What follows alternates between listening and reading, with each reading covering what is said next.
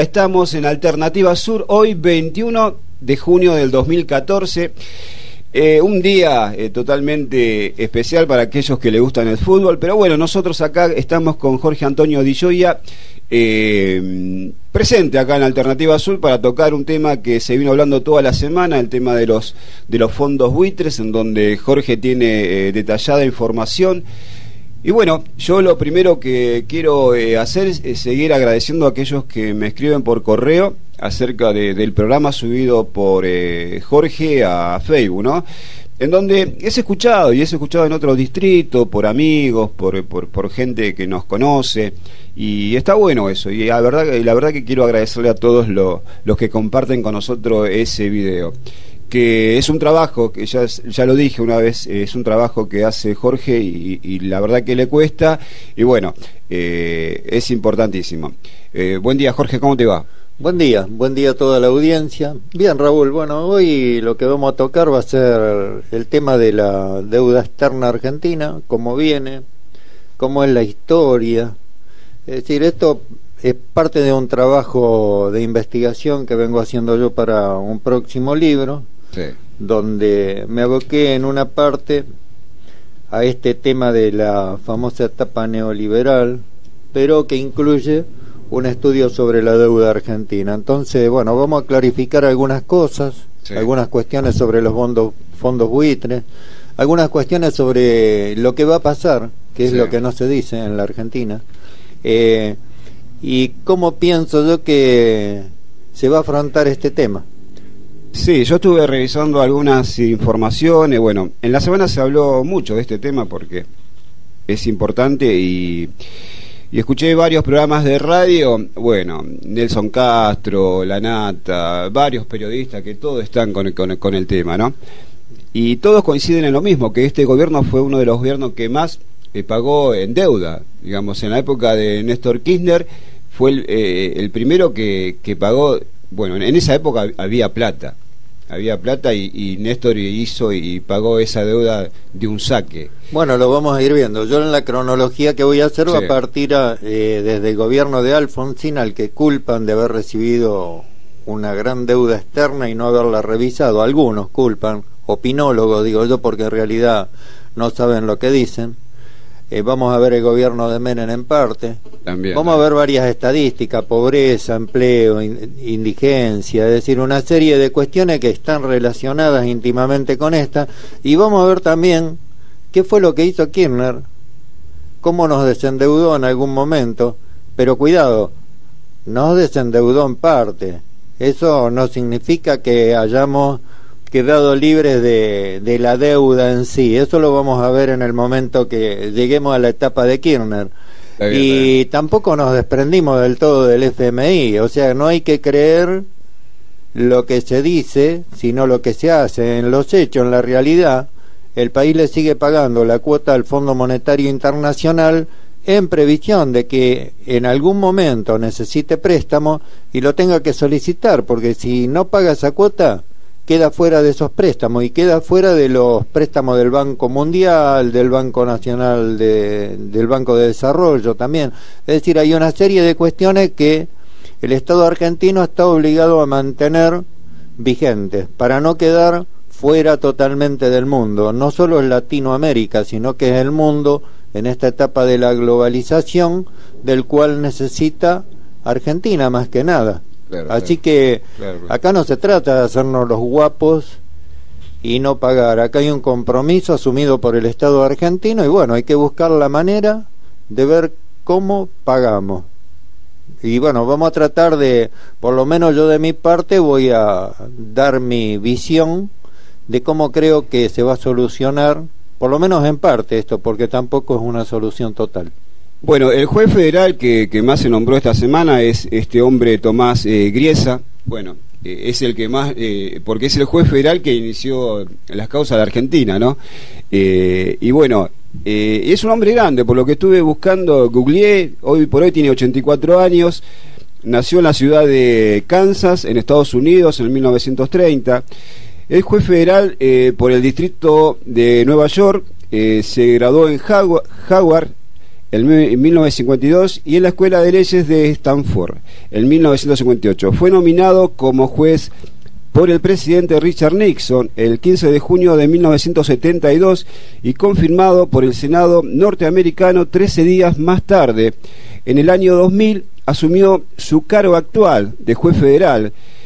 Algunos medios internacionales lo consideran la tortura de los Kirchner.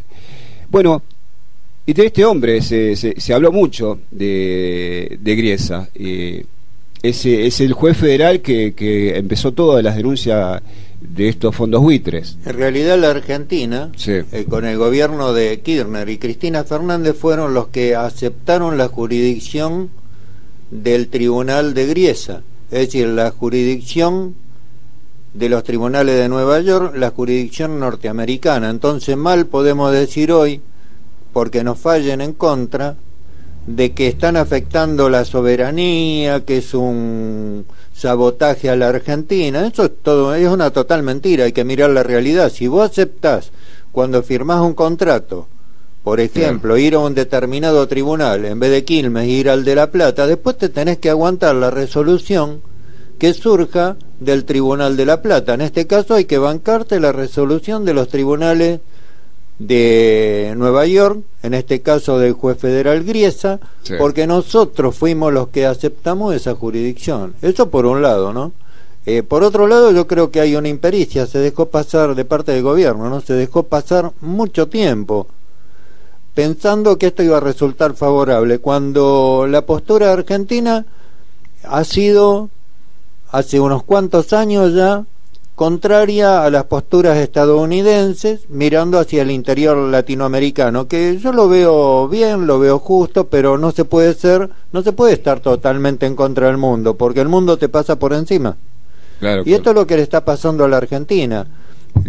Por ejemplo, las declaraciones de la presidenta, que a veces son bastante sanguíneas y que puede tener su razón de ser, para el juez Griesa o para cualquier tribunal estadounidense son tomadas como prueba e incorporados esos discursos a la causa. Por eso el juez Griesa en sus últimas declaraciones dijo que se sentía molesto u ofendido con el discurso de la presidenta.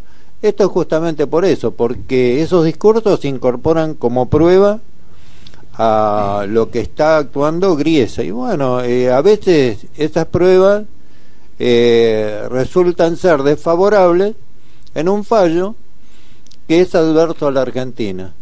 Lo de los fondos buitres también está por verlo, porque no nos prestaron nada. Y ojo, no los defiendo, son buitres, sí.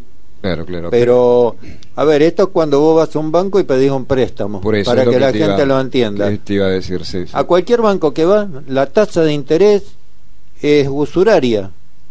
Sí, vos vas hoy a pedir un préstamo de 40.000 pesos, que es lo que más o menos te pueden dar, y terminás devolviendo casi 90.000 o 110.000 según el banco. La tasa supera el 50% de interés, 57%. A nivel mundial, los préstamos que le dan a la Argentina también tienen una tasa de interés elevada. La diferencia con los fondos buitres es que ellos compraron bonos emitidos por el Estado argentino, claro, que en un contexto económico malo de la Argentina cayeron a un valor ínfimo. Entonces, a ver, si yo veo la oportunidad de hacer un negocio y comprar algo barato para después venderlo caro, lo voy a hacer. Lo que hicieron los financistas estos internacionales, que se dedican a eso, es comprar bonos denominados basura de cualquier país. En este caso le tocó a la Argentina esperar el tiempo que sea necesario que esos bonos, cuando se reactivan parte de la economía, tomen su valor real y después reclaman que se les pague el valor real de los bonos. Ellos no nos prestaron a nosotros, compraron a terceros que tenían los bonos, se los desprendieron porque necesitaban la plata. Claro, claro. A ver, otro ejemplo que te puedo dar: vos compras un plan para comprarte un automóvil 0 kilómetros, lo vas pagando, lo vas pagando, lo vas pagando. Llega un momento que no lo podés pagar más. Entonces, ¿qué haces? Buscás a alguien que te compre el plan. ¿Y qué intentás? Recuperar aunque sea parte de lo que pagaste, porque si dejás de pagarlo, perdés. Claro, claro. Sí, y lo vendés a menor valor del que realmente es. ¿Quién gana? El otro que te compra del otro lado. Esto es lo mismo. Está claro que uno cuando pide un préstamo, pide plata, sabe que tiene que pagar cierto interés. De eso se basa el capitalista, ¿no? El que tiene dinero y el capitalista compra deuda. Y total, él deja pasar el tiempo, no le importa, si total la plata la tiene él. Pero uno pide deuda sobre deuda y así se va acumulando, y así se fue acumulando la deuda de la Argentina. Claro, digamos, exactamente. En este caso, si yo quiero progresar y voy pidiendo plata y me la dan, toma, y no termino de pagar y pido otra vez plata y me la dan, y yo sigo progresando, o no quizás, o utilizo mal el dinero, hago malas inversiones, me va mal. Claro, depende claro, cómo vos inviertas. En un momento el juez a mí me quiere cobrar de alguna manera, y me la va a cobrar, porque tiene todos los papeles legales para cobrármela. Vos un préstamo no pagás, te volvieron a refinanciar el préstamo. Aparte de la deuda que tenías anterior y te vuelven a prestar o te refinancian, claro, la deuda se te sigue acumulando, ¿sí? Vos no la podés pagar, tenés una propiedad, te van a terminar embargando y rematando la propiedad. En el caso de la Argentina sucedió con la fragata, que por suerte quedó ahí, pero nos hizo perder un montón de miles de dólares, varada en un puerto, porque estuvieron a punto de rematarla.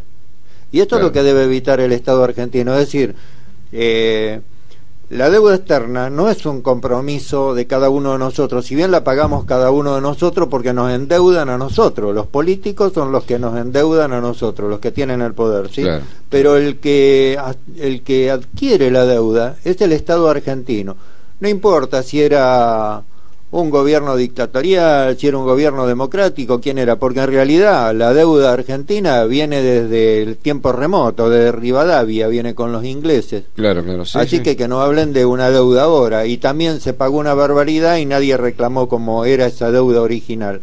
En este caso lo mismo, cada gobierno que refinancia deudas sabe los intereses que debe pagar, cómo debe pagar, y bueno, firman convenios y los aceptan. Esto pasó en la Argentina siempre con el Fondo Monetario Internacional. Después vamos a ver en lo que yo empiece a mostrar, los datos que empiece a mostrar de los préstamos, cómo se vino dando esto. Sí, yo lo que también estoy pensando acerca del discurso de la presidenta, ayer habló, y bueno, sigue actuando y con una soberbia que es evidente, y habla de que ella quiere pagar, pero con leyes de la Constitución argentina, con equipo de abogados argentino. Digamos, le dice al pueblo argentino que ella quiere pagar, pero no con las condiciones de los demás, ¿no? Y a mí lo que me queda claro es que estamos a mitad de año, con la expectativa del año que viene de cambiar un gobierno, con deudas, con una clara baja en el comercio. Lo digo porque yo soy un hombre que vive del comercio, que viajo por la capital, y hace mucho tiempo se viene notando una baja impresionante de ventas. Empieza a haber recesión. Entonces, ya hace rato que es evidente que es grave todo lo que está ocurriendo, y encima tenemos mundial de por medio, en donde mucha gente se va a distraer con el fútbol, sí, pero lo que nos va a pasar es mucho más grave. Es mucho más grave. Mirá, Raúl, yo lo que le diría a la gente es que en vez de mirar el fútbol, que trate de mirar la realidad que tenemos cada uno y lo que está pasando en la Argentina. Dos cuestiones que vos decís. La vez pasada habló Kicillof y después habló Capitanich. Sí. La bolsa de valores en Buenos Aires, donde cotizan cientos de empresas que generan empleo y donde también hay un capital inversor que es especulativo, de repente se cayó en 2 días. Fueron 2 días negros para la bolsa de valores y para las empresas. Bajó un total acumulado en 2 días cercano al 19%. Eso es el significado de las declaraciones estúpidas que hacen algunos. Sí. ¿Y qué significa eso para las empresas? Y que muchas empresas que emiten acciones y buscan fondos en la bolsa han perdido tremendamente, pero también ha perdido la ANSES con los bonos de los jubilados que tiene invertido y con otras cosas. Entonces hay declaraciones de funcionarios que son contraproducentes y yo diría se tienen que callar la boca. Lo de la presidenta del día de ayer, yo voy a rescatar algo, y lo que rescato es que su discurso, si bien mezcla siempre la cuestión política en el medio de un discurso que el de ayer tenía que haber sido referido al Día de la Bandera. Por lo menos agregó algo positivo. Lo positivo es que la Argentina quiere pagar. Y, a ver, el capitalismo internacional esto lo refleja en las acciones argentinas, en la Bolsa de Nueva York, que subieron el 14,7%. Esto lo vamos a ver posiblemente reflejado el día lunes en la República Argentina. Eso por un lado es positivo, así que yo ahí no voy a cuestionarla, porque me parece que la señal que da es buena. Lo que sí puedo cuestionar es la otra cosa que ella dice: pagar bajo jurisdicción argentina o con la Constitución argentina. Bueno, señora presidenta, si el gobierno de ustedes aceptó litigar en los tribunales de Nueva York bajo la ley americana, norteamericana, va a tener que aceptar lo que dice el juez Griesa. Lo que usted puede hacer es negociar de mejor manera, pero no puede evitar una jurisdicción que ya aceptó. Incluso el juez Griesa está advirtiendo que no hagan ningún cambio de jurisdicción porque va a declarar el desacato para la Argentina, y eso nos significaría un gravísimo problema, no a nivel Estados Unidos. A nivel Estados Unidos lo que va a pasar es que no vamos a poder cotizar una sola acción en el mercado de acciones de Estados Unidos, pero eso también va a tener repercusiones en la economía argentina, y repercusiones graves en el empleo, en el aumento de la pobreza, en el aumento de la indigencia y en un montón de cosas más que ya se están notando. Por lo tanto, yo creo que si mantiene el discurso positivo, si baja un poquito los decibeles y busca negociar más que hablar, diría que vamos por un buen camino. De cualquier manera, vuelvo a insistir, no vamos a quedar desendeudados. Esto es patear también la pelota para adelante, y después voy a decir por qué. Está bien, Jorge. 25 minutos pasaron del mediodía. El tema que dentro de un rato va a estar detallando Jorge es el tema de esta deuda, con números y una buena información. Te quiero contar que estamos sin teléfono, no tenemos línea telefónica, así que si te querés comunicar con nosotros lo podés hacer a través de mensaje de texto. ¿Tenés ahí el número tuyo, Jorge, vos? Sí, mi celular es 11 67 46 76 39, y por cualquier cosa que quieran consultarme a mí en forma particular o algún problema en los barrios de Florencio Varela que me quieran hacer llegar, mi email es jorgeadegioia@gmail.com. Queda claro. También te damos un celular de la radio, es 15 65 28 08 83. Ahí nos podés estar mandando un mensajito de texto, y también vamos a estar comentando acerca de algo de Florencio Varela. Se instaló una oficina de migraciones en el cruce Varela, que es importante para la gente. Y bueno, ahí vino Randazzo, estuvo haciendo un poquito de política junto al intendente local. Te vamos a estar comentando eso.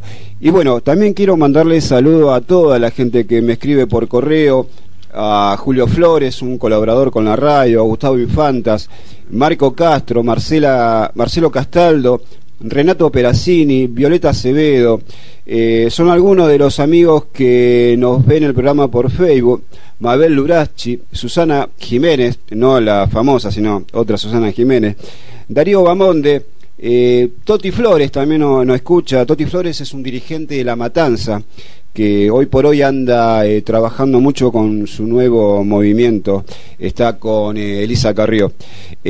Bueno, a Gabriela Lazo, por supuesto, nuestra colaboradora del programa, Marcela Pisani, también de Quilmes, y bueno, un saludo para ellos. Te quiero comentar, te voy a hablar un ratito acerca del basural de Villa Sirio. Estuve en la semana, el miércoles, junto a algunos vecinos tratando de ver la manera de poder erradicar de una vez por todas ese basural que tiene más de 22 años atrás de la fábrica Estelar. También subí por Facebook, adentro de la fábrica Estelar hay una antena de celulares. Me estuve informando que, bueno, las antenas de celulares irradian radiaciones que es perjudicial para la salud humana. Es una antena que hace tiempo que está, fácilmente hará 7 u 8 años. Y por lo que me enteré, presta servicio a muchas empresas de celulares. La más conocida es subalquilada la antena.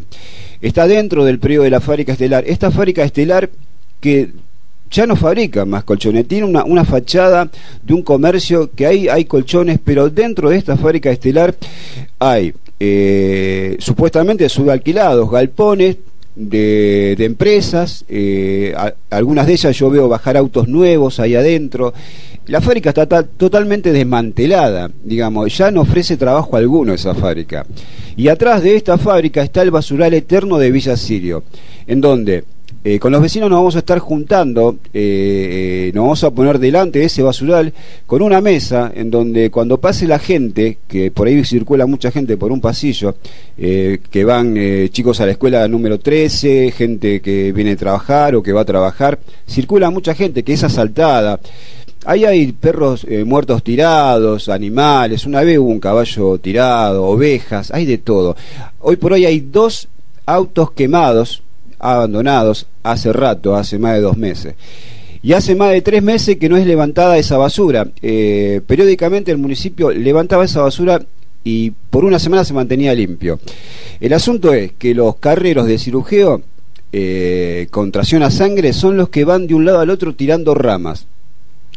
Previo pago de los vecinos que cortan sus ramas y le dicen a ellos que se la tiren. Y estos muchachos eligen ese basural para tirar ramas. Bueno, detrás de las ramas viene basura y autos y animales, y por ahí ya no se puede pasar, no se puede respirar. Es gravísimo el problema. Por eso en la semana que viene nos vamos a estar juntando.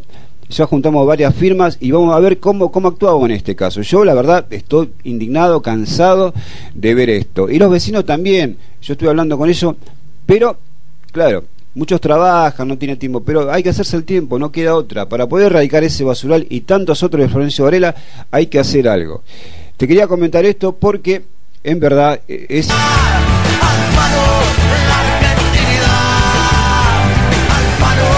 Acá, José, te vas a quedar ahí sentado fijo, no sé cómo vamos a hacer, pero el programa lo tenemos que continuar. Y te habíamos dicho, Jorge Antonio Di Gioia tiene una información acerca de lo que viene ocurriendo con la Argentina, con su deuda, con los fondos buitres. Y dentro de un rato ya te la va detallando. Alternativa Sur, hoy estamos presentes, 21 de junio, día importante para aquellos que les gusta el fútbol. Hoy juega Argentina con Irán. Y bueno, nosotros acá presentes en la radio.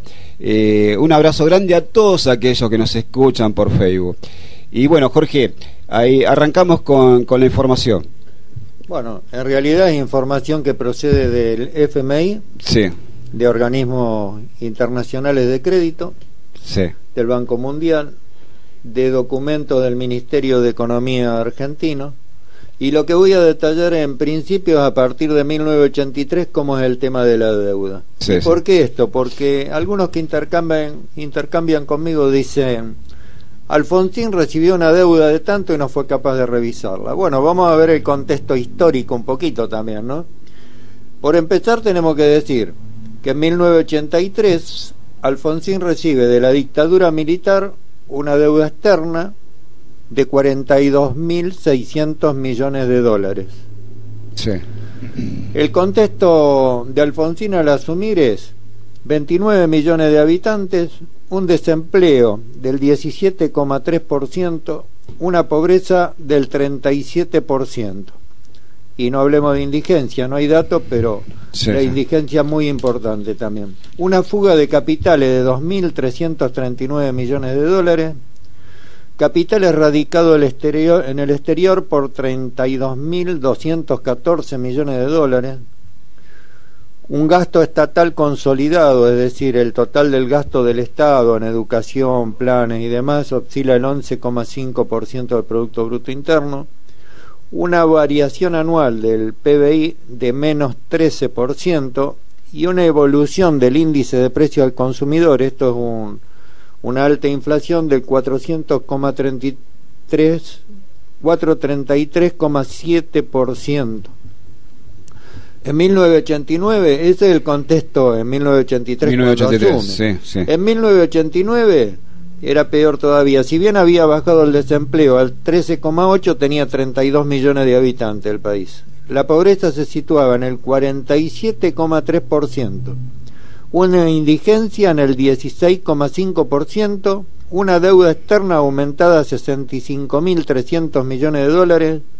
Una fuga de capitales de 7.481 millones, capitales en el exterior de 43.078.000, un gasto social consolidado que había aumentado por la caja PAN y demás al 16,9%, y una evolución del índice de precios al consumidor de 4.923,30%, es decir, hiperinflación. Ahí se cae el gobierno de Alfonsín. Ajá, sí. Ahora, un dato interesante.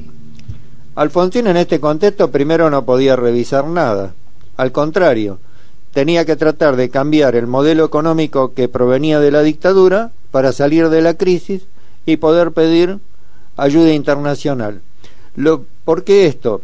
Porque las reservas monetarias que recibe Alfonsín en diciembre de 1983, es decir, las reservas que están en el Banco Central de la República Argentina, ascienden a 3.205 millones de dólares. Nada, con una deuda externa terrible. Entonces, vamos a ir a otro dato importante. Como tenía un contexto de crisis bastante importante, Alfonsín nombra como asesor presidencial a Raúl Previt. Ajá, sí, que fue uno de los acuerdo. impulsores de la CEPAL, y trata de imponer su idea, pero bueno, no pudo imponer su idea económica y se lo termina designando para renegociar la deuda externa argentina con el FMI y conseguir financiamiento internacional. Los cursos de acción fueron bastante complejos, porque la falta de productividad, que hace caer a menos 13% el PBI, y la evolución anual del índice de precio al consumidor no daba para mucho margen de maniobra y poder salir del problema económico.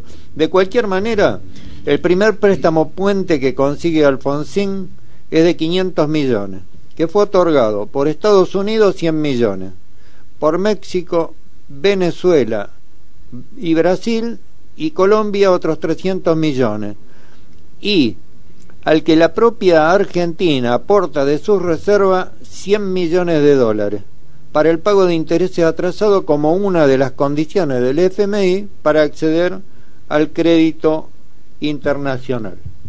Eso por un lado. Sí, sí. Ahora, ahí es cuando se pone en vigencia el plan austral, que tenía que cumplir determinadas condiciones, como devaluación del peso, un cambio monetario del austral y un desagio de la moneda. En el plan austral estaba el ministro de Economía Zurruil. Bernardo Grispun, si no me equivoco. Ajá. Y Zurruil. Ajá. También había que restringir la emisión monetaria, congelar precios y salarios, efectuar una reforma tributaria para aumentar la recaudación fiscal, aumentar las tarifas y poner un impuesto a las exportaciones. En realidad el monto total del préstamo pedido al FMI por parte del ministro de Economía, Bernardo Grispun, ajá, era de 1.425 millones de dólares, del cual se acreditó una sola cuota en un principio, al no estar Argentina en condiciones de cancelar un préstamo puente que le había sido otorgado en 1982 por 750 millones. En este momento, de constatar el FMI que el plan de austeridad puesto en marcha estaba dando algunos resultados positivos, el 10 de agosto del 85 desbloquea la entrega de fondos a Argentina, disponiéndose a entregarle una segunda cuota del préstamo de 1.425 millones, que equivalía a 235 millones, y acá viene lo importante, sí, que iban a ser destinados a devolver parte del primer préstamo puente otorgado por varios países. El resto de las cuotas se irían facilitando al gobierno argentino en varias etapas. Es decir, íbamos a tirar para adelante también a partir de ahí un préstamo o la refinanciación de un préstamo que al final iba a terminar incrementando aún más la deuda externa, llegando a los montos que ya mencioné antes, ¿no? Desorbitante. Bueno, todo lo de Alfonsín no llegó a nada porque empezó a tener graves problemas económicos e institucionales, alta inflación, devaluación monetaria que no logró generar confianza ni interna ni en organismos internacionales de crédito, produciéndose así la mayor fuga de capitales argentinos al exterior que buscaban mayor rendimiento económico. Esto es típico del capitalismo, acá claro, no hay vuelta a quedar. Vos tenés un capital y ves que vas a perder, no lo invertí en Argentina, te lo llevó a otro lado. Esto le pasó a Alfonsín, que terminó haciendo algo parecido a lo que hace nuestra presidenta, acusando el manejo usurario de tasas de interés de los centros de poder económico internacional como causa de la descomunal deuda externa, que Alfonsín en ese momento decía que era la más onerosa que debieron sufrir las potencias que perdieron la Segunda Guerra Mundial. Pero, a ver, nosotros pedimos, y con esto no voy a justificar nada, digo, nosotros pedimos los préstamos, sabemos cuáles son las condiciones, y después nos quejamos de las condiciones que firmamos. O los pedimos o no los pedimos. Bueno, esta es una parte de la deuda. Ya con... Queda claro que salir a decir y acusar a los fondos de todo, eso le genera más desconfianza a uno al mundo entero, porque digamos, como estrategia no sirve andar diciendo públicamente que son fondos buitres, que son... No, bueno, esto es una estrategia para tratar de... Lo que se trataba con esa estrategia era de que la Corte de Estados Unidos nos fallara a favor. Resultó en contra. No es una estrategia buena, diría yo. En vez de dedicarse a eso, había que dedicarse a buscar la forma de entablar conversaciones directas con los fondos buitres o con sus representantes, porque en realidad hay un fondo buitre. Con los demás ni siquiera se habló. Hay tenedores de esos títulos que ni siquiera están entrando en este tema del reclamo, ¿sí? Que van a entrar, están esperando, están en Italia, en otro lado están esperando. Vamos a ver qué sucede, pero la estrategia tenía que haber sido de una conversación directa con los titulares de esos fondos para ver cómo podíamos pagar, aunque sea refinanciando a más largo plazo, quizá con menor interés, buscando a ver si se podían quitar intereses y pagando a largo plazo, que esto es lo que creo que se va a hacer. Quiero agregar algo más antes de cerrar lo de la deuda. Alfonsín se va dejando una deuda externa de 65.300 millones de dólares. Sube Menem en el 95 y la deuda aumenta a 98.547 millones de dólares. En el 96 es de 109.756 millones de dólares. Y a fines del gobierno de Menem, con las privatizaciones, con todos los desastres que hizo en nuestro país, la deuda externa era de 146.219 millones de dólares. La verdad, tremendo. Los capitales en el exterior, la fuga de capital era de 92.252 millones. Y algo más, perdón, los capitales en el exterior eran eso, la fuga de capitales, sí, era de 96.155 millones de dólares.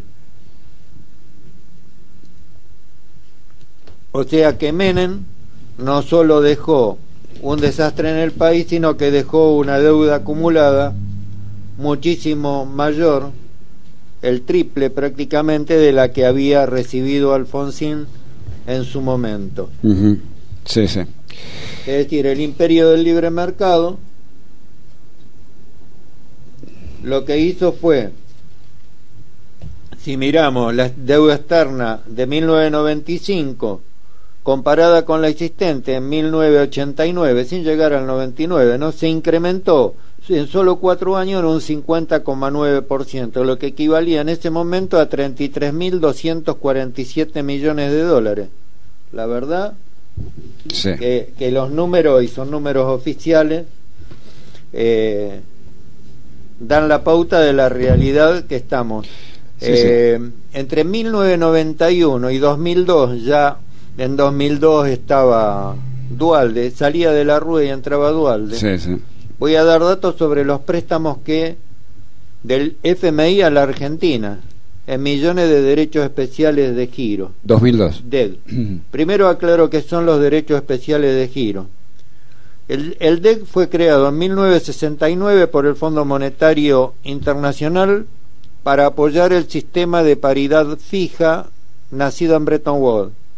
El valor del DEG se definió en ese momento como un valor equivalente a 0,888,671 gramos de oro fino, que en ese entonces equivalía a $1 de Estados Unidos. Al derrumbarse el sistema de Bretton Woods en el 73, el DEG se redefine en base a una cesta de monedas integrada actualmente por el dólar de Estados Unidos, el euro, la libra esterlina y el yen japonés. Es decir, el equivalente del DEG en dólares de Estados Unidos se publica diariamente en un sitio del FMI en internet y se calcula sumando determinado monto de las 4 monedas de la cesta que mencioné, valorado en dólares de Estados Unidos sobre la base de los tipos de cambio cotizado a mediodía en el mercado de Londres. Voy a los préstamos que recibimos. Fecha de aprobación de un préstamo Stanby del FMI. Mes de diciembre del 84, con fecha de cancelación en junio de 1986. El monto convenido fue de 1.183 millones de dólares.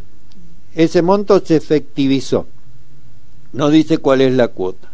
Otro préstamo stand-by del mes de julio de 1987, con fecha de cancelación en septiembre de 1988, un plazo más corto. El monto convenido fue de 948 millones de dólares. El monto efectivizado fue de 617 millones. Y el monto pendiente que quedó, que no lo entregaron, fue de 331 millones. Otro préstamo stand-by del 29 de julio del 91, con fecha de vencimiento el 30 de marzo del 92. Lo que estoy diciendo es fuente del Fondo Monetario, es para que la gente entienda de lo que recibimos y cómo lo debemos pagar. El monto convenido fue de 780 millones de dólares. El porcentaje de la cuota es equivalente al 70,1% del préstamo. El monto efectivizado fue solo de 439 millones de dólares. El resto nunca vino.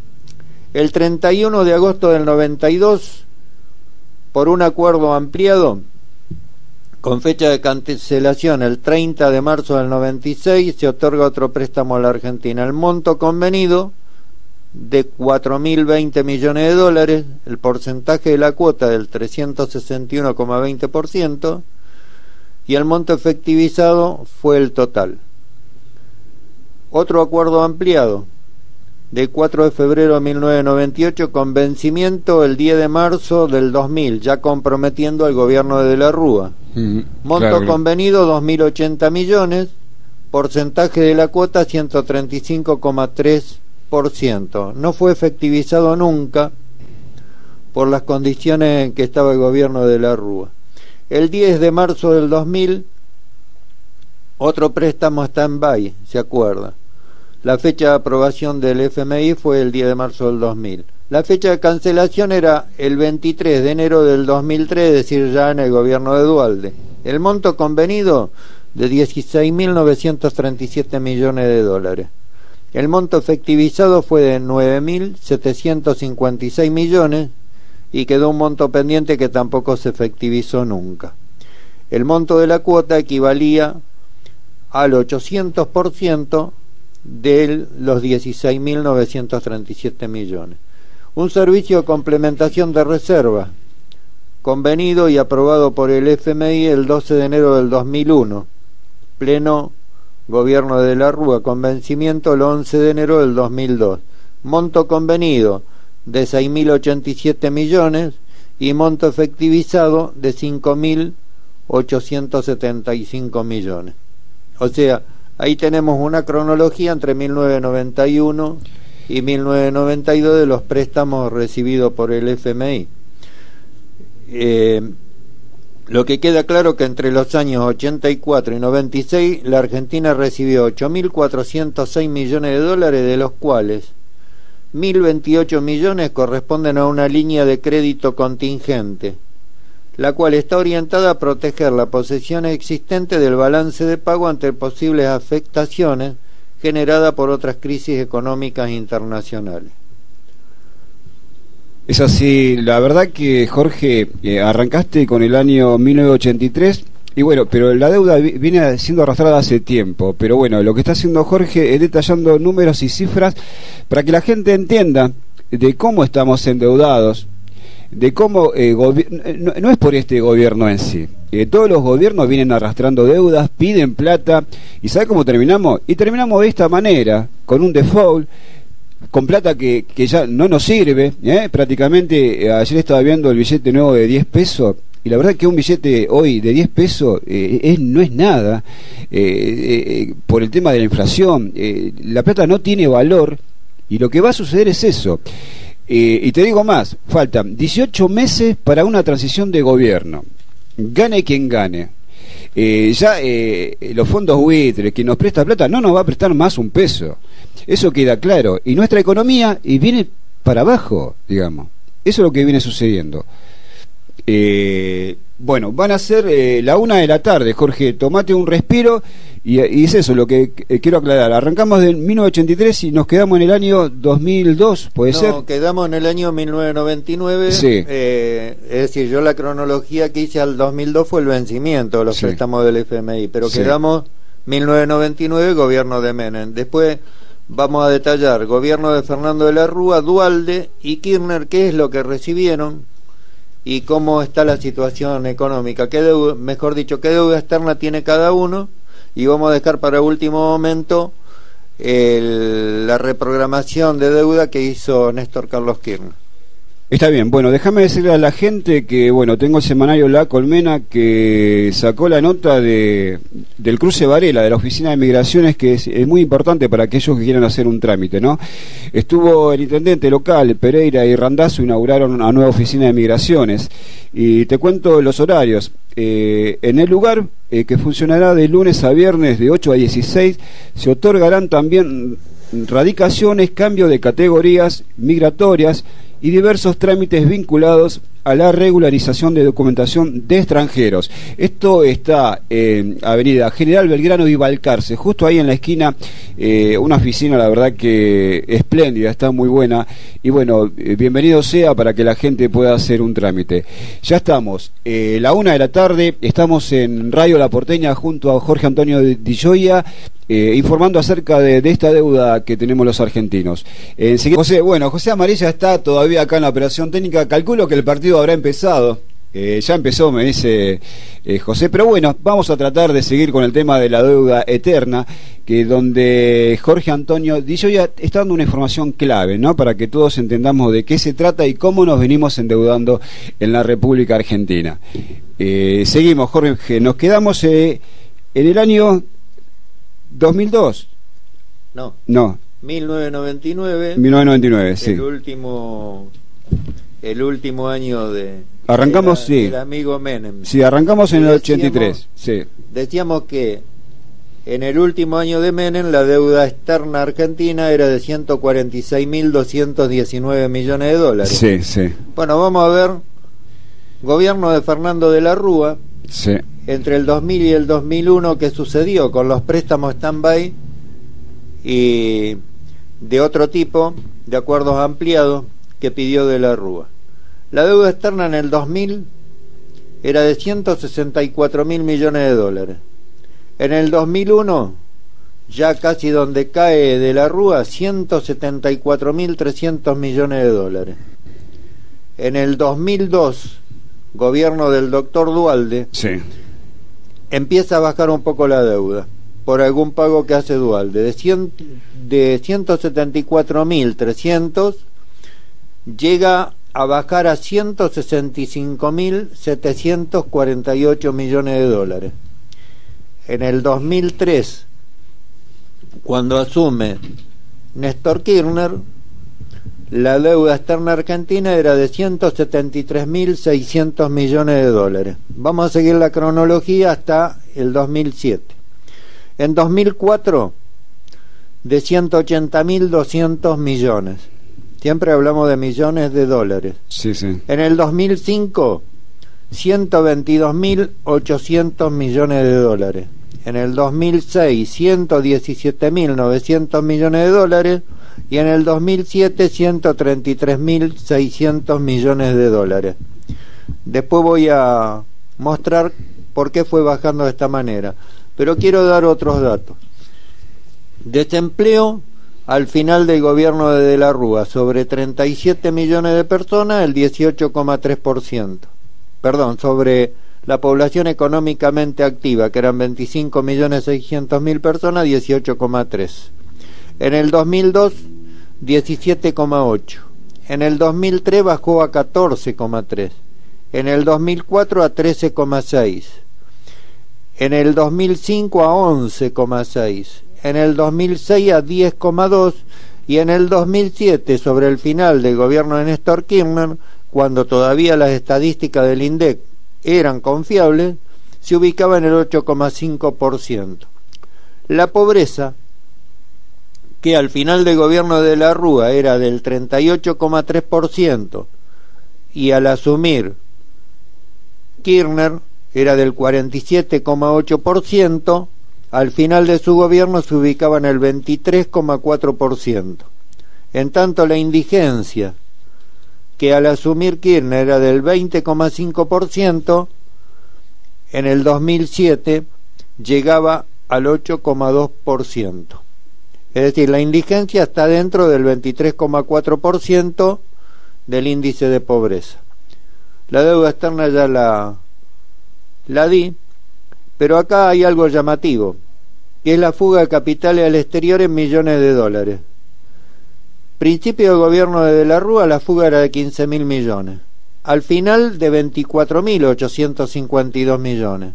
Cuando asume Duhalde, baja a la mitad, 12.879 millones, y cuando Duhalde le entrega a Kirchner, la fuga de capitales se ubicaba en 2.826 millones de dólares. En el 2004 baja a 1.414, en el 2005 es negativa, de 659 millones, en el 2006 vuelve a aumentar a 2.695 millones, ya por la política económica de Kirchner, y en el 2007 aumenta en 8.617 millones de dólares. Ya estaban perdiendo la confianza en el gobierno argentino y se fugaban capitales que podían haber sido aquí. Lo que sí fue aumentando paulatinamente en todos los gobiernos fue el gasto social consolidado, que esto implica planes sociales, jubilaciones,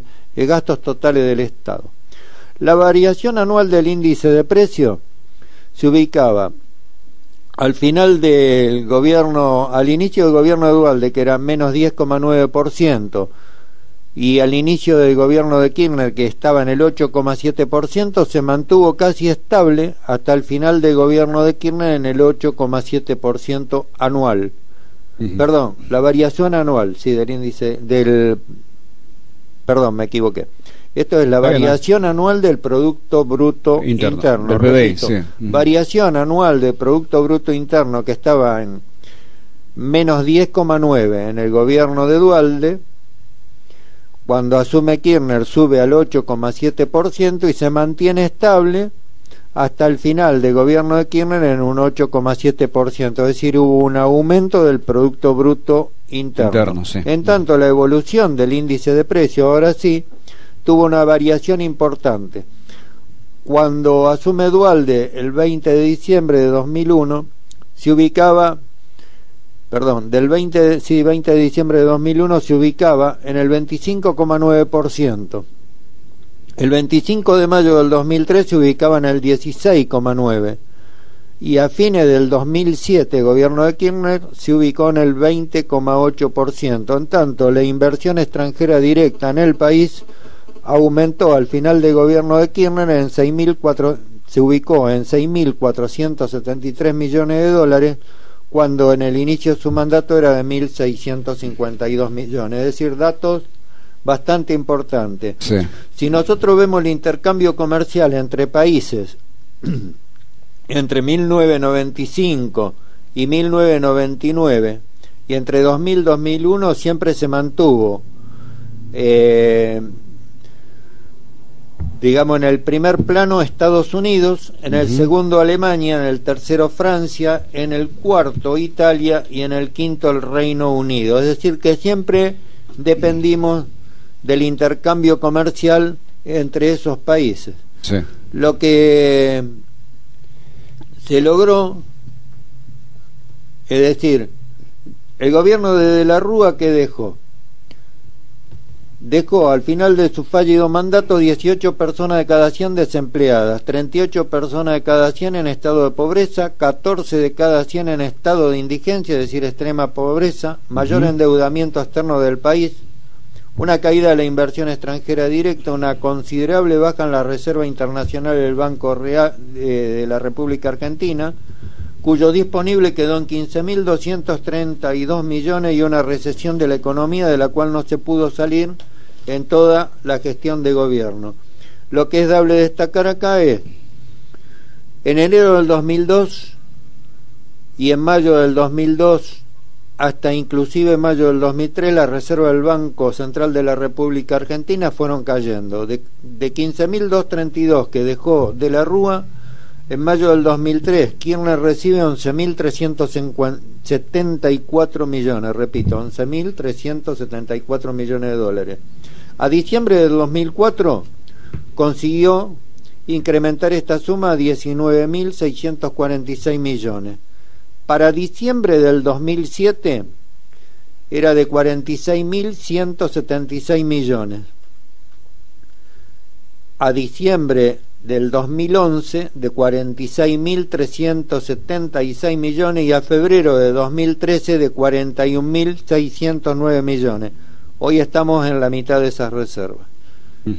No sé si querés hacer un pequeño parate y después continuamos. Sí, lo que yo estaba, de toda la información que detallaste, estaba anotando algo, ¿no? Desde el año 2001 al 2007, en el año 2001 se pagó la deuda era de 174.000 millones de dólares. Al 2007, el año 2007, bajó a 123 millones de dólares. Es decir, del 2001 al 2007 se pagaron 50.000 millones de dólares. Eso es lo que más o menos yo traté de anotar para ir ver lo que se ha pagado en esta deuda, ¿no? Estamos en la 1:15, 1:20 de la tarde. José lo veo expectante, va y viene, ahora sí. José, dentro de un ratito te voy a pedir un tema musical. Vamos a ir a una noticia de Florencio Varela. En Florencio Varela no tenemos una oficina de telefónica, ¿no? Los varelenses no tenemos dónde hacer un trámite para nuestra deuda de teléfono, ¿no? Si más allá existen los pagos fáciles y todo eso, a través del semanario La Colmena le piden a Telefónica que abra una sucursal en el distrito. Mediante un proyecto de comunicación, la bancada de concejales del Frente Renovador presentó en el Honorable Consejo Deliberante Local una iniciativa en la que se pide que la firma Telefónica instale una sucursal o oficina en Florencio Varela. Y sí, la verdad que es necesario. Bueno, y el proyecto de comunicación dice, artículo 1, el Honorable Consejo Deliberante de Florencio Varela solicita a la empresa Telefónica de Argentina, Sociedad Anónima, que a los fines de una adecuada atención a sus numerosísimos clientes domiciliados en nuestro distrito, instale a la mayor brevedad una agencia sucursal dentro del radio céntrico de la ciudad de Florencio Varela. Artículo 2. Comuníquese al Departamento Ejecutivo y a la Comisión Nacional de Comunicaciones, CNC. Artículo 3. De forma, el expediente es el número 24.812/14, presentados por los concejales Dardo Otonero, Ríos, Cizuela, Gabriela Lazo, Olmedo y Vega, el pasado 12 de junio. Ahora sí, José, vamos a un temita musical. Enseguida estamos con mucho más información acerca de la deuda que Jorge va detallando y ya volvemos. ¿No? Porque la verdad que veo que tenés muchísima información y hay que tratar de resumir y decir lo más importante. En realidad es un trabajo de investigación de un nuevo libro que aún no está editado. Me estabas contando, y que lo estoy revisando nuevamente. Y bueno, no puedo venir a hablar cualquier cosa, entonces tampoco puedo detallar todo el libro. Solo me aboco a una pequeña, ínfima parte del libro que tiene que ver con la deuda externa. En realidad tiene que ver con el modelo económico neoliberal. Sí. Nos habíamos quedado con el tema de la deuda externa, llegamos hasta el 2007, pero vuelvo un cachito para atrás al gobierno de Duhalde, cuando él asume el gobierno provisional del Estado, designado por la Asamblea Legislativa el 1 de enero del 2002. 2012. Bueno, en un principio parecía que iba a haber una ruptura con el modelo económico neoliberal que imperaba hasta ese momento. La propuesta de Duhalde era reconstruir la autoridad política institucional, garantizar la paz social, problemas que venían desde la Rúa, y sentar las bases para un cambio de modelo económico y social. Aparentemente ahí definía un alejamiento de las recetas del FMI, recetas neoliberales, y iría a fortalecer el Mercosur para integrar a la Argentina al mundo mediante la articulación de bloques comerciales y negociaciones que incluían el ALCA, la Unión Europea y otros. Es decir, había una visión diferente que en realidad no llegó a nada, porque Duhalde lo que hace es dictar una ley de emergencia pública y de reforma del régimen cambiario, introduce modificaciones a la ley de convertibilidad. Y bueno, para hacerlo más sintético, salimos del corralito de la Rúa y entramos en el corralón de Duhalde. ¿Te acuerdas que decía el que tenga dólares recibirá dólares, y especificó los depósitos en dólares a razón de $1.40 sin posibilidad de que las personas pudieran retirar los dólares? Y bueno, llevó al desastre a cientos de personas. Bueno, la cuestión que Duhalde también cae en la intervención del FMI, pero no logró ayuda sino un acuerdo para reprogramar los pagos de la deuda pendiente con un alto nivel de desempleo. Empieza a ingerir el FMI y se produce, bueno, la represión con la muerte de Costequi y Santillán, para hacerlo claro, Puente Porredón, y una nueva entrega anticipada del poder, esta vez de parte de Duhalde. ¿Qué se buscaba acá? Paralelamente a otras medidas, en abril del 2002, con motivo de los juicios contra el corralito, hay una iliquidez en el sistema bancario y bajan las reservas monetarias de 3.884 millones de pesos, y el gobierno dispone un feriado cambiario. El FMI, ¿qué quería? Que se respeten los acuerdos internacionales, y los puntos que propiciaba el FMI en ese momento era respetar acuerdos internacionales de la nación, reafirmar la vocación de integrar la Argentina al resto del mundo, lo que se entendía como cumplir con la exigencia del FMI, propiciar políticas fiscales y monetarias que mantengan disciplina y equilibrio necesario que eviten suba descontrolada de precios e inestabilidad cambiaria, garantizar a los ahorristas la previsibilidad del sistema y los fondos que tenían en el sistema bancario, garantizar las acciones que restablezcan en forma inmediata un sistema financiero sólido y confiable, instrumentar un nuevo acuerdo de responsabilidad fiscal para la administración nacional, provincial y municipal que asegurara su cumplimiento mediante un sistema explícito de premios y castigos, propiciar una reforma impositiva integral y propiciar la inmediata derogación de la ley de subversión económica que existía en ese momento. Es decir, estos puntos responden básicamente a exigencia del FMI, que se efectuaban no a Duhalde, sino al gobierno de la Rúa, que no pudo completarla y volvían a colocarse como el condicionante a Duhalde para que Argentina pudiera acceder a crédito internacional, obviamente renegociando la deuda y los intereses de la misma, lo cual era seguir manteniendo los intereses de capitalismo internacionalizado, la dependencia del país sujeto a estos condicionamientos y la pérdida de soberanía decisional en materia de política económica. Bueno, la falta de apoyo interno y externo al plan de ministro de Economía, Legnikov, quien no logró revertir la situación de crisis, sino que la empeoró, fue lo que terminó con su renuncia. En su lugar es nombrado Lavagna, que bueno, más o menos empieza a caer en alguna de las recetas del FMI.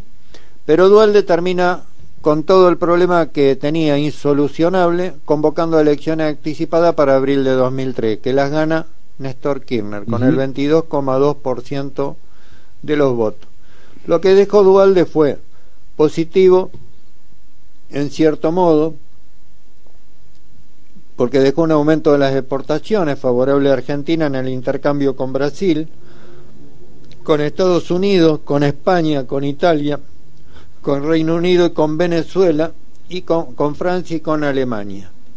Asume Néstor Kirchner y procede al cambio de modelo económico y a romper con el paradigma neoliberal en poco tiempo. Es decir, ¿qué buscaba Kirchner? Negociar la reducción de los montos de la deuda, negociar una reducción en las tasas de interés, pedir una ampliación de los plazos de vencimiento de bono y comprensión de la situación económica argentina, que podría pagar si crece y si no era imposible. Es decir, en este tren de cosas rompe con el FMI, pero rompe en este sentido, no permite la intervención del FMI en la revisión de la economía argentina, porque la cuota, como dije antes, la seguimos pagando para no quedar fuera del todo. Es decir, que rompemos a media. Los condicionamientos del FMI eran los mismos, así que bueno, finalmente en 2003, como el acuerdo de Dubái era contrario a los acuerdos anteriores para el país, es ahí donde rompe Kirchner con el FMI. Primero con él y después rompe con las negociaciones del ALCA en la famosa cumbre de Mar del Plata. Vamos a ir a los datos más importantes. En enero de 2005, vamos a ir acá. Las autoridades argentinas, en la persona de Kirchner, realizan una oferta global para el intercambio de deuda por un total de 81.800 millones de dólares. El intercambio incluía intereses devengados e impagos al año 2001 por 2.100 millones de dólares y abarcaba a 152 bonos que se ampliaban a 178 productos financieros, que serían canjeados por 3 bonos, en ese momento denominados bono par, bono descuento y bono cuasi par, para que la gente lo entienda. Los dos primeros en valor dólar y el tercero en pesos. El primero con un cupón anual en porcentaje creciente, siendo el inicial del 1,33% durante los primeros 5 meses, con vencimiento en el año 2038. Es decir, que acá estamos viendo que se paga parte de la deuda cuando se reduce, pero se estira también el plazo hasta el 2038. El segundo con un 8,38% anual y con vencimiento en el año 2033. Y el tercero con un 3,31% y capitalización por ser, los famosos bonos por ser, con vencimiento en el año 2045. Todos los bonos a emitirse incorporaban adicionalmente unidades que estaban ligadas al crecimiento del Producto Bruto Interno.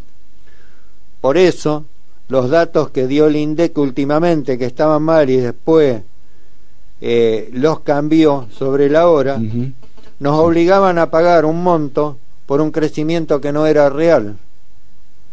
Por eso se dio marcha atrás con eso. Mintieron en el crecimiento, pero mienten en la pobreza, en el desempleo y en todos los demás datos. Todavía siguen mintiendo, ahora lo vamos a ver. Los objetivos del gobierno en ese momento de Kirchner, se centraban en alcanzar una dinámica de deuda sustentable, compatibilizar los requerimientos de servicio de deuda con la capacidad de pago de la nueva estructura económica argentina, crear las condiciones para fortalecer la previsibilidad fiscal y disminuir la vulnerabilidad frente a shock externo, es decir, a caídas en mercados externos. Las cláusulas de recompra con capacidad de pago no utilizada y con el exceso de Producto Interno Bruto dejan claramente de lado a las tenencias de los famosos holdout o fondos buitres. A la vez, los tenedores de bono par y descuento recibirían el 1 de abril del 2005 el pago en efectivo de los intereses acumulados a esa fecha, desde el 31 de diciembre de 2003. Esta propuesta, hecha por Kirchner, cierra en febrero de 2005 con una participación superior al 76%, financiándose internamente 24.000 millones de dólares y en el exterior otros 38.000 millones a las condiciones ofrecidas por Argentina, quedando por resolver la situación con respecto a la deuda vencida por un total de 20.000 millones de dólares. Es decir, no quedamos desendeudados totalmente. Pero de cualquier manera, al mes de diciembre del 2007, el gobierno de Néstor Kirchner, con el programa económico que había implementado y en comparación con los índices del 2004, había obtenido los siguientes logros: bajar el desempleo un 5,1%, bajar el nivel de pobreza un 16,8%, bajar el nivel de indigencia un 6,8%, incrementar el Producto Bruto Interno en un 8,7% y lograr un aumento de la inversión extranjera directa que llegó a los 6.473 millones. A su vez, tuvo reserva suficiente para poder aumentar el gasto social consolidado al 24,5% por mayor atención de las problemáticas sociales internas que implicaron inversión en infraestructura, mejoras en servicios públicos, educación, salud, contención social y nacionalización de empresas. Pero lo más importante, bajó la deuda externa que queda en 46.600 millones de dólares. El monto incluye la de los holdout, el Club de París y la deuda reprogramada. Si nosotros tomamos los intereses que generó parte de esa deuda al final o al principio, digamos, del gobierno de Cristina Kirchner, debíamos 133.600 millones cuando Néstor hace este arreglo. Si le sacamos 81.800 millones, la deuda externa que nos queda en total con intereses de 51.800 millones de dólares a pagar. ¿Seguimos un poco más con los datos o querés pasar música? Sí, mirá, voy a darle una noticia a la gente de Florencio Varela y así descansás un poquito la garganta, Jorge. Y bueno, mirá, el próximo martes 24, desde las 13 horas, se llevará a cabo la fiesta patronal de este partido de Florencio Varela. La fiesta patronal de San Juan Bautista, y será en el Colegio San Juan Bautista, cito, en 25 de mayo y Maipú, a las 18 horas. En la parroquia San Juan Bautista, 25 de mayo y Maipú, a las 19 horas, tendrá lugar una misa oficiada por el obispo diocesano Monseñor Carlos Ticera en la parroquia misma, San Juan Bautista. El miércoles 25, desde las 14:30, se instalará una pantalla gigante en el Polideportivo Municipal La Patriada, Avenida Nova y entre Bonn y Budapest, para que los vecinos puedan disfrutar el nuevo encuentro mundialista de Argentina. Bueno, hoy también ahí en La Patriada estarán pasando el partido en pantalla gigante. Bueno, José, te vamos a pedir, porque la otra vez dije chamusicando y no me acordaba bien el nombre del programa. Un fuerte abrazo, Néstor, y no te enojes hoy, capaz que el tema de la deuda te va a enojar también, no sé, después te vamos a estar saludando si venís hoy o estarás escuchando el partido. Bueno, Jorge, seguimos con esta información, ya nos quedan 15 minutos para las 2 de la tarde. estamos en el gobierno de Cristina ya. Entramos ahora en la etapa de gobierno de Cristina, vamos a salir un poco del de Néstor y vamos a ver sí, yo recién te decía, nos quedamos en 53 mil millones de dólares. No, 51.800 millones de dólares de deuda externa. Y te decía, es decir, decía que Néstor la redució en 81.800 millones de dólares. Sí. Pero cuidado, se tiró para adelante con los bonos. Ajá. Hasta el 2045 nosotros vamos a seguir pagando deuda. Mirá si el país está en condiciones. Hay que decir claramente que eso va generando interés. Ahora vamos a ver qué pasó. ¿Qué pasó a partir de 2007 a 2011 y 2011 a 2014, que todavía está en etapa de estudio, pero estos son datos oficiales. ¿sí?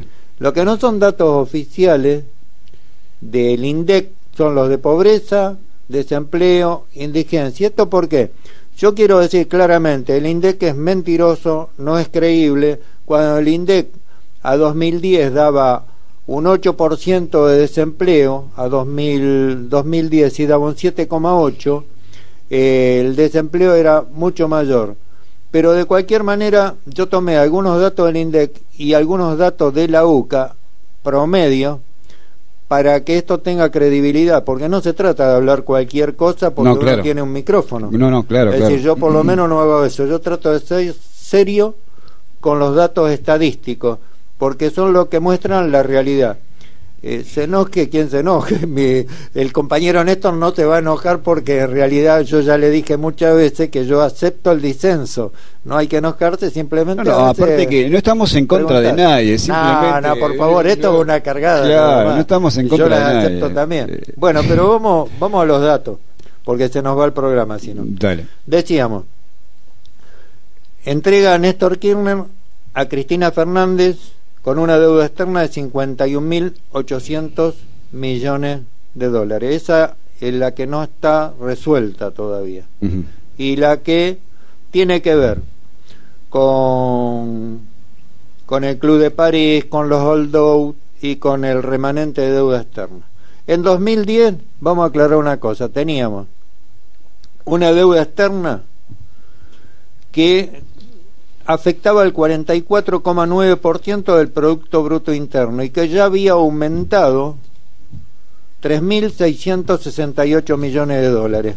La deuda externa real a 2010 llega a 127.369 millones de dólares. Así, livianito. Esto es producto de los intereses y de todo lo demás que viene atrás, de la deuda con el Club de París y una serie de cosas.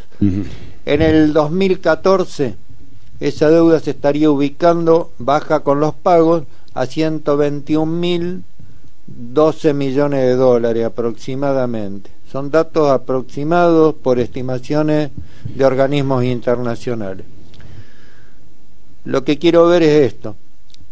Salimos de la etapa del neoliberalismo con un cambio de política económica que vino dándose a todo lo largo del gobierno de Néstor Kirchner, con muy buenos resultados hasta el final de su gobierno, y que continuó con variantes en el gobierno de Cristina Fernández hasta el día de la fecha. En 2010 teníamos, según el Censo Nacional de Población, 40.117.096 habitantes. La población económicamente activa y población en condiciones de trabajar se situaba en 27.595.954 personas. El desempleo, según datos del INDEC, era del 7,8 al 8%. Lo voy a tomar como cierto, aunque es mentiroso, pero lo voy a tomar como cierto. 2.283.824 millones, repito, 2.283.824 personas desempleadas. La pobreza, según el INDEC, alcanzaba el 9%, y según la UCA, el Observatorio Social de la Universidad Católica Argentina, que es más creíble, al 17,6%. Es decir, teníamos 7.060.808 personas en la pobreza, y un 5,6 de ellas en la indigencia, que abarcaba a 425.981 personas. Vamos a pasar al 2014 con los mismos datos. Población 41.817.104 por estimaciones de crecimiento, porque no hay censo en el 2014. Población económicamente activa y en condiciones de trabajar 28.060.803 personas. Dato de desempleo según el INDEC 9%. Según el INDEC. Lo voy a tomar otra vez como si fueran ciertos, aunque con la desmentida de Kicillof tendríamos que incrementarlo por lo menos un 12%, pero vamos a tomar con este 9% solamente tenemos 2.525.472 personas desempleadas, es decir, no se mantuvo estable entre 2010 y 2014, sino que aumentó. Hay un aumento paulatino del desempleo y ahora a finales de 2014 esta suma es mucho más importante. La pobreza, según un dato que es promedio entre la Universidad Católica y otros organismos no oficiales, uno dan en el 32%, la Universidad Católica en el 25,6%, sí. Con este 25,6% se ubicarían 10.051.178 pobres. En tanto, la indigencia dentro de ese nivel de pobreza abarca actualmente al 6%, 603.070 personas. Y la pregunta es, por este lado, ¿qué cambió en todo esto sin intervención del FMI? Sin intervención de políticas neoliberales, con las nuevas políticas, parece que no mucho entre 2008 y 2014. Quiero ir al tema final sobre la deuda externa. Sí. ¿Y qué es lo que pienso? A la deuda externa que se dice que tenemos hay que agregarle los bonos de Repsol que fueron vendidos a financistas internacionales. Los bonos de Repsol pasa algo como si fueran los fondos buitre, es decir, compraron bonos baratos, ¿sí? Nosotros estatizamos YPF, sí. Le pagamos a Repsol con bonos a largo plazo. Repsol, ¿qué hizo? Recuperó su dinero y vendió esos bonos. Dentro de 10 o 15 años esos bonos van a tener otro valor y nos van a reclamar ese importe. Eso es deuda externa que se suma, más lo del CIADI, más un préstamo que no se da a conocer importante que tenemos de Venezuela y que fue tomado cuando no tenemos acceso a los mercados internacionales al 17% de interés, cuando si hubiéramos tenido acceso a los mercados internacionales hubiéramos pagado el 7%. Es decir, a la deuda que tenemos actual, deuda externa actual, hay que sumarle lo de Repsol y lo de Venezuela, más lo del Club de París que todavía no está arreglado, más de los holdout que está en veremos. Sintetizando, sí. Si bien el discurso de la presidenta de ayer fue positivo en el sentido que va a pagar, yo creo que lo que va a suceder es una renegociación, que el camino sería pagar una parte, varios millones de dólares al contado, y el resto programarlo en bonos a largo plazo, es decir, tiramos la deuda para adelante. ¿Qué va a significar esto para la economía argentina? Que no van a venir capitales de inversión como se dice. Claro. El primer problema que tenemos. Claro. Que no nos van a prestar tampoco plata de ninguna parte, porque todavía ni empezamos a pagar el Club de París. Entonces, lo que va a suceder es un aumento del dólar blue, que es orientativo para los precios de casi todos los insumos importados que entran a Argentina y no importados, y de las propiedades. Eso va a generar un elevamiento de la tasa de interés, va a haber una falta de dólares y el dólar se va a seguir escapando. ¿Qué va a generar esto? Falta de insumos para las empresas productivas del país, mayor recesión, desempleo, que ya lo estamos viendo en Córdoba y lo estamos viendo en muchas empresas metalúrgicas, mayor pobreza, mayor índice de indigencia. Es decir, hay algo que al gobierno se le escapa, que no tiene capacidad de respuesta y que se tira para adelante y que va a condicionar al gobierno que venga, no importa de qué ideología sea, pero el gobierno que venga va a estar condicionado durante esos 4 años por la deuda que se tira para adelante, e incluso el que lo suceda, estamos hablando 2015, 2019 y 2019, 2023, también va a quedar condicionado. ¿Por qué? Porque el que asuma en 2015 va a recurrir a organismos de crédito internacionales para salir del problema, es decir, más préstamos, más intereses, más reprogramación de deuda. Es en realidad, en vez de deuda externa, deuda interna. Los que hablan de tener autarquía y autonomía, yo creo que no saben lo que dicen. Es un país, estamos en un mundo globalizado donde cada país es dependiente del otro y donde Latinoamérica lamentablemente no tiene posibilidad de arreglarse entre ellos. Somos solidarios de palabra, pero cuando las papas queman recurrimos a organismos internacionales. Y bueno, ahí está la Alianza del Pacífico, que apunta para otro lado distinto de lo que apuntan las integraciones regionales latinoamericanas. Estamos a un muy largo camino, muy difícil de descender, y el gobierno creo que se encuentra en un callejón sin salida donde, aunque diga no pago, tiene que pagar, de alguna manera tiene que pagar, si no se nos cierran todas las puertas, y el problema lo paga siempre el que menos tiene. Lo último que quisiera decir, aparte del análisis que se hace sobre datos, es que debemos pensar dónde ponemos el voto. Tenemos que evitar que nos sigan gobernando chorros, y no por el que está, sino por los que puedan venir. Tenemos que mirar bien quiénes van en las boletas electorales, en cada lugar, en cada rinconcito del país, porque esto también se arregla con ser más patriota, y ser más patriota es no meter la mano en la lata, es pensar en serio en el otro, y no decirlo solamente, sino hacerlo. Así que bueno, muchas gracias, Raúl, por dejarme expresar. No, muchas gracias a vos. A mí la verdad que me sirvió un montón. Esto realmente va a quedar grabado y es para prestarle mucha atención, y es lo que hablamos recién con Jorge, ¿no? El gobierno que entre el año que viene va a acarrear la misma deuda, y el que entre va a pedir más plata si se la dan, ¿no? Pero seguramente va a pasar lo mismo. Año 2014 y siempre terminamos de la misma manera, siempre con un gobierno. Yo no tengo nada en contra de este gobierno. Yo quiero que mi país salga adelante, que mi distrito salga adelante, y lo que tratamos de hacer es decir la verdad. De eso se trata, y la verdad que es esta, la única verdad es la realidad, y la realidad que estamos viviendo es esta. Aumentos remarcados.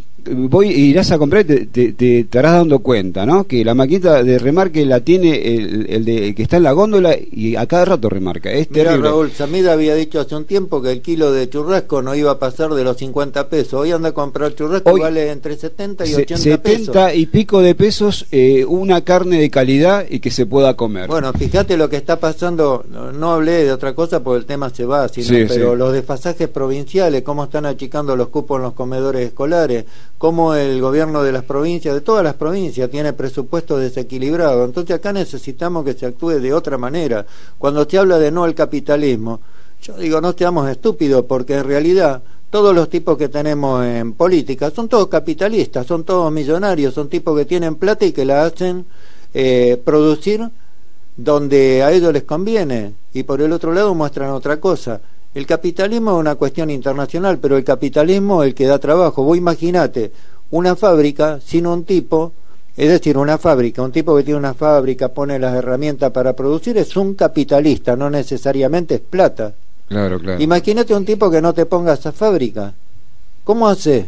¿Dónde trabaja la gente? ¿De qué vive la gente? Es toda una cadena, que lo que hay que comprender es cómo funciona esa cadena, y bueno, tratar de hacer que funcione lo más aceitadamente posible. Tampoco el país tiene que firmar cualquier cosa, porque acá hubo gobiernos fuera de lo que es Cristina Fernández actualmente, que han firmado cualquier cosa, y son las consecuencias que tenemos y las que vamos a seguir pagando. Hay 3 generaciones ya perdidas, vamos a ir por una cuarta. Por eso digo, hay que repensar la política, hay que repensar cómo ponemos el voto. Creo que ahí estaría la clave. Sí, y falta tiempo, faltan 18 meses para que realmente podamos tener un nuevo presidente, o no sé, pero bueno, es lo que está pasando, y lo que yo noto es que el ajuste siempre lo paga el pueblo. Bueno, ya llegamos a las 2 de la tarde. Jorge, muchísimas gracias por toda esta información. no sé cómo agradecerte. Y bueno, Alternativa Sur una vez más estuvo presente, y bueno, ahora quizás tengamos la oportunidad de ver el segundo tiempo de Argentina-Irán. No sé cómo van, José. 0-0 va el partido de Argentina-Irán. Y bueno, Jorge, la verdad que te felicito. No sé, la verdad a mí me sirvió un montón. Yo lo voy a volver a escuchar y voy a anotar todos los datos que diste. Próximamente, no sé, el año que viene, el próximo libro. Sí, dos próximos libros están ahí, están dando vuelta. Estoy revisándolo porque no se puede. Lo mío es trabajo de investigación, así que no puedo largar cualquier cosa. Bueno, gracias al oyente que está del otro lado. Y bueno, cualquier cosa, ya dije, reitero mi mail por si